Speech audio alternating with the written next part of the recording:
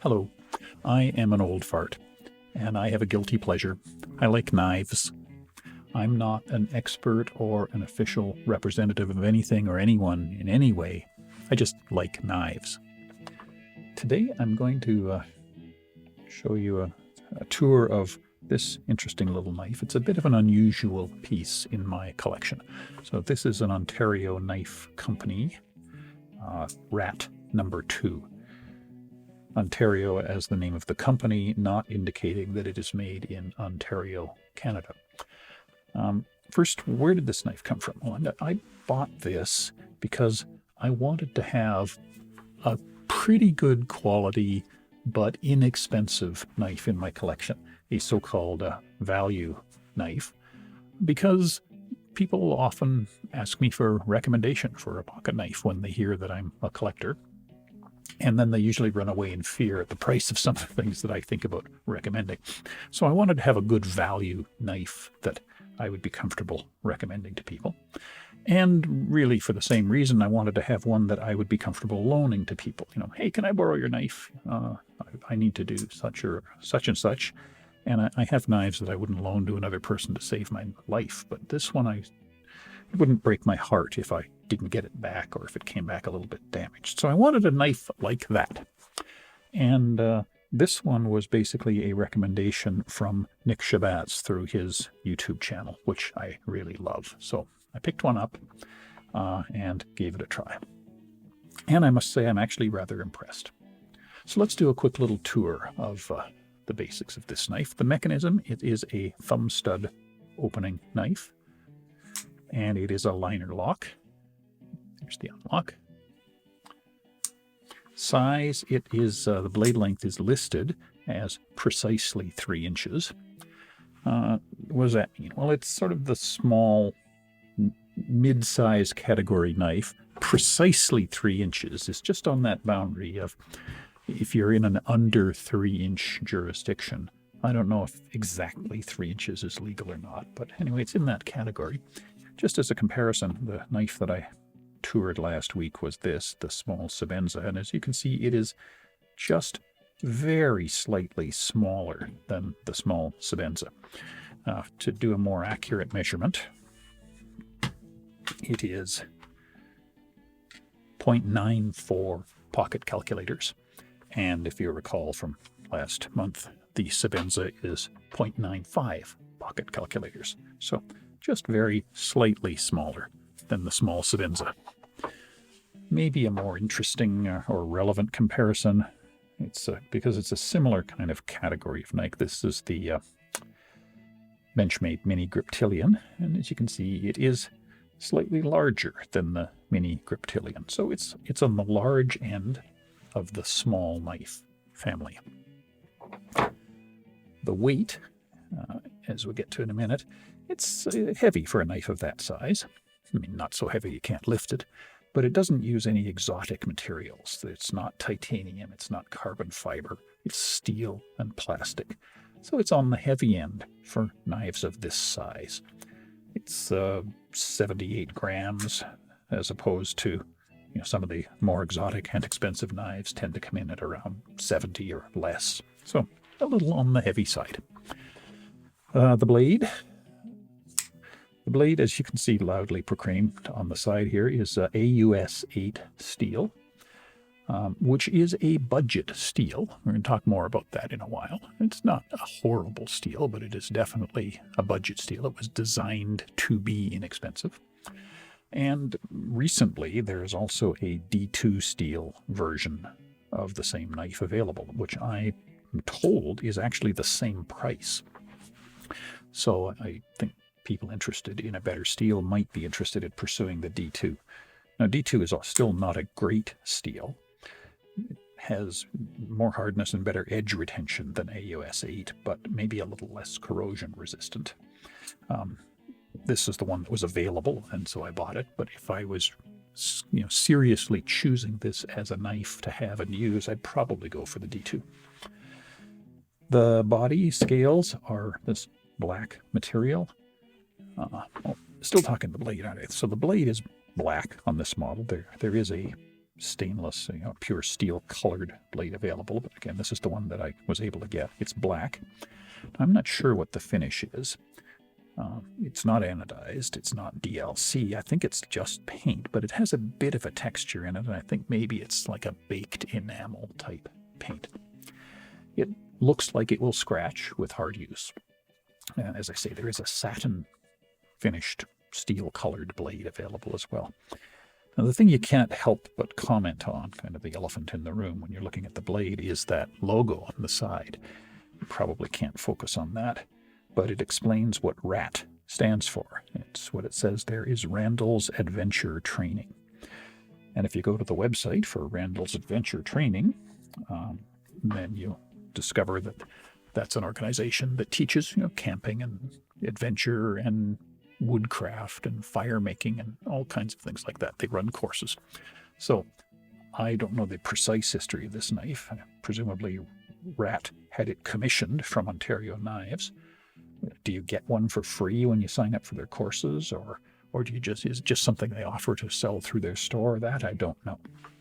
But I assume that the big, loud, conspicuous logo on it was probably part of the pricing deal. I imagine they're subsidizing the price a little bit in order to have that advertising. I don't like the logo very much. I think it's gaudy, and I'm sure that'll come up again in conversation. The body is steel inside, steel inserts, nice and sturdy, and the external scales are a hard nylon material. There's a bit of texturing. There's a dimpled texture pressed into the nylon. There is a lanyard hole, and the scales, this is worth mentioning, are completely flat, and that's a flat plane there. There is no third-dimensional contouring or texturing. Again, we're going to come back to that in a minute. The clip, painted steel, nothing fancy. Holds well, it's a nice shape. Actually reminds me quite a lot of the shape of the Sebenza clip. And the neat thing about the clip is it is a 4-position clip. You can see it's here. There's mounting holes on this side, and on the other end of the knife, there's mounting holes on both sides. So you can put this clip tip up or tip down, left hand or right hand carry. That's actually pretty impressive. You can configure it, any way you want. Now, it came from the store configured for tip down carry. The clip was over here. I moved it here for tip up on the same side. There's a lot of debate about tip up or tip down on the internet, and I'm not enough of an expert to have an opinion on it, so I didn't move it because I'm convinced that tip up is better. It's just that it would have been my only knife that was tip down carry. So, unlike everything else I carry, it would not be take it out of the pocket and open it this way. It would be take it out of the pocket and move it, and I wanted it to be consistent with every other knife I have. So I moved the clip, and it was easy to move. The clip, as you can see, is a shallow carry clip. I prefer deep carries, and on a lot of knives where it's an available option, I've changed the clip to a deep carry. So, for example, on the Griptilian, that is a aftermarket deep carry clip, actually from Benchmade, that you can get for the Griptilian. I assume somebody makes a clip that would fit this knife. I mean, they are fairly standard, but I didn't consider for very long changing it because the third-party clips for knives are usually $20-30. And I said, really? Like $20, $30 for a clip on a $40 knife? That would be kind of dumb. So leave it alone. Finally, still sort of talking about the clip, the knife is almost completely ambidextrous. And this is set up for right-hand use. If you're a left-hander, you can move the clip to this side, being a thumb stud and with a stud on each side. So the studs are ambidextrous. You can easily open it with your left hand. You cannot close it as easily with your left hand because being a liner lock, you do need to press the liner to unlock the knife. And so a lefty would be pulling the liner. I'm sure lefties are used to having to do that, but it seems awkward to me. So it is not a fully ambidextrous knife, but it's pretty darn close. So that's the description. Let's go through what I like and what I don't like about the knife. Well, what I like, first, I like the value knife rating. I mean, that's why I bought it, and it actually does that quite well. It's a pretty damn nice little knife that is inexpensive. It's about $35 US. I'm not in the US, but you can translate that. So it's a knife that is easy to loan to people. I'm not embarrassed to loan it to them. It's a decent quality knife. It helps to show people that inexpensive doesn't have to mean crap, which is a good message. Now, the downside is it does make it a little harder to justify my expensive knives, which makes my strange hobby a little harder to justify, but oh well. Specifically, what do I like? The action. It's got a really nice action. You can slow open it, and it opens nicely and securely. You can also flick it open, and it works very well. It's got a really nice flicking action. And it locks securely. But that flick is just, wow. That's fidget spinner quality flicking, so I'm impressed with that. When closing it, it's a liner lock. When closing it, it has a feature that I like, which is this heel of the blade is what ends up contacting your thumb. So there, I'm protected from cutting myself when closing the blade. I have time to get my thumb out of the way. So it's got that safety feature. Probably inadvertent. I don't know if that was a design feature, but pleasant to open, safe to close. What's not to like? And for the AUS steel, what I'll give AUS 8 is it's easy to sharpen, not especially hard steel. So it doesn't take a hell of a lot of work to sharpen it to a decent polish, and that's nice too. So what I don't like? Well, there's a bunch of things I don't really like about this knife, and I'll acknowledge up front that some of them are not really fair, because this is a knife that was designed to be a budget knife, and I bought it to be a budget knife. So commenting that it's not as high quality as some knives that cost 10 times as much is not really fair. I'll just point out a couple of those. So first, the steel AUS 8 is not brag-worthy. It's okay. It's fairly stainless. It sharpens easily. It doesn't hold an edge for very long, so I do have to sharpen this knife rather often. The painted surfaces, I don't really care for painted knives. These are going to chip. You can see it's starting to happen. There's a chip here on the back shoulder of the blade. Some chips starting to form around the thumb studs, so it is going to chip off. I would have chosen the non-painted blade if there had been one in stock and available. The other thing I'll say is that it's not a super secure feeling when it's open. The liner lock is okay, and it gets a decent lock, but there's some play there, especially in the left-right motion. It's not an ultra-secure feeling. It's more than enough for casual cutting. It's okay. But it's not rock solid like some knives are. And the scales are not my favorite material. It's a hard plastic, and it feels like plastic. It's kind of slippery. And there's no give in it, so you don't get any kind of satisfying connection with the plastic. Now, those are all things that aren't really fair criticisms, because this was designed to be an inexpensive knife, so what do you expect? Now, let me list a few things that I think are fair criticisms. The first is that tacky advertising on the blade. I really don't like that. That's a lot of writing. I mean, God, that is tacky. I found myself thinking, who wants this? Who would buy a knife with crap like this on it? Oh, yeah. Well, anyway, I mean, it really is tacky. And it's on the presentation side of the knife, so you can't even ignore it. At least they could have put it on the clip side. I assume that is subsidizing the price of the knife and is part of why it's so affordable. But frankly, I would have liked to have the option to spend an extra $5 and get a clean blade. I don't really care for the blade shape. Yes, technically it's a drop point, but there's not much drop. And there's quite a rapid and severe, tight radius turn up. It creates a lot of belly, which makes it hard to strop. When you're stropping the blade, it's easy to strop this part, but there it requires quite a lot of blade turning while stropping, so it's a little inconvenient. It's okay. And there's no sharpening choil to speak of. Now, technically, there is a choil there. It's a micro choil, I guess you'd call it. Not really enough to mean that you can sharpen the blade without abrading the corner there. So I'm sure that I'm going to do some wear into that shoulder. And it's certainly not enough choil to choke up on the blade and protect your finger. So let's say no choil to speak of. The final thing I'll mention, it actually kind of surprised me when I closed this. Now, being a liner lock, of course, the lock there is engaging with the back of the blade. So let's look at the back of the blade where that happens. Close it here. When I first glanced in there, I actually thought that was a fractured end of metal. I thought a piece had broken off. It's so coarse. Now I've realized that it's not. It's just the end of the blade. There's a slight angle machined into it, and that's what the liner lock sheet engages with. But it's really coarse, and it looks like a broken piece of metal. I think it could have been machined just a little smoother than that.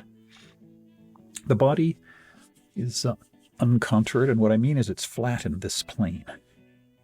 Pretty much every knife I have has some curve in that dimension too. There's the mini Griptilian. See, there's a bit of a curve in that dimension.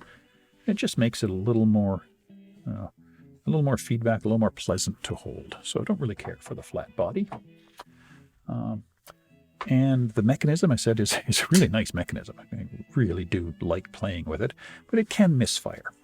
Opening slowly, there's a little stop just short of the lock. Like it stopped and it clicked, and you might think it's locked there, and it's not. It needs to go a little farther. You heard the second click. And a fast misfire, if I don't get the angle exactly right, can happen too. Or there, where it doesn't quite open all the way. So none of those are big complaints for a knife that was designed to be a budget knife and is actually very serviceable in its price range. So, now, my world not famous, internationally unknown knife rating systems. First, my NTGK rating, non-threatening gentleman's knife. How does it do in the non-threatening category? Well, the positives are you can open it slowly, which is good. It's important to open a knife slowly when you're in the presence of people who are nervous about knives. You don't, for God's sake, flick open a knife in the presence of nervous people, because they will understand that was your thumb and they go, switchblade. And the shape is okay. The shape is not especially jagged or menacing looking, so I think the shape is okay to be non-threatening. I'm only going to give it an A for non-threatening, and the reason it's not an A+ is the black blade. I think, clearly the purpose of painting a blade black is so that you can do sneaky criminal things at night and not be seen. And so I think black blades are a little threatening to nervous people. As a gentleman's knife, I'm going to give it a B+. It's plainish, and there's tacky writing on it. Gentlemen don't normally pull, fine pens and such things out of their wallet or out of their pockets and have some manufacturer's advertising printed on the side. Imagine, my $200 Mont Blanc pen that says, Fred's Garage and Massage Company on the side of it. So I think that takes something away from its gentleman characteristic. So I'm going to give it a B+, which means it gets a B+ overall as an NTGK. Not bad. Okay, but that's not its purpose. Its purpose is to be an inexpensive utility knife to have in your pocket to actually cut things. Next, my KN rating, where KN is what will knife nerds think of the knife. So as a knife nerd knife, KN knife, I'm going to give it a B. There's nothing wrong with it. It's just not designed to impress. Right? The budget steel, the uninspired scales, the tacky advertising. The knife, nice action. Did I mention that I like the action? So KNs won't be impressed, but KVNs will love it. KVNs, of course, are knife value nerds. Those people who go into the comments section when you review a Sebenza and angrily shout, "No knife is worth that much money." So they'll like this knife. Finally, my new CMR rating that I started using a couple of knives ago, the Cut Myself rating. I'm going to give it a B. A is completely safe. B is I managed to nick myself on it once, and it was under circumstances sort of like this, closing it and nicking the side of my finger during the close operation. So just a little bit too small and narrow to easily have all of your parts out of the way. So I managed to nick myself on it once, so it gets a B. So that kind of brings us to the end of this surprisingly nice little knife. I gotta say, because it's inexpensive, I really want to dislike it, but I can't. It is a surprisingly nice little knife, especially for the value. Budget materials, sure, but a great action. I do haul it out when somebody asks for a recommendation, when a non-knife person wants to borrow a knife. I should confess, however, that I rarely carry it myself. My carrying is kind of more for joy than for cutting.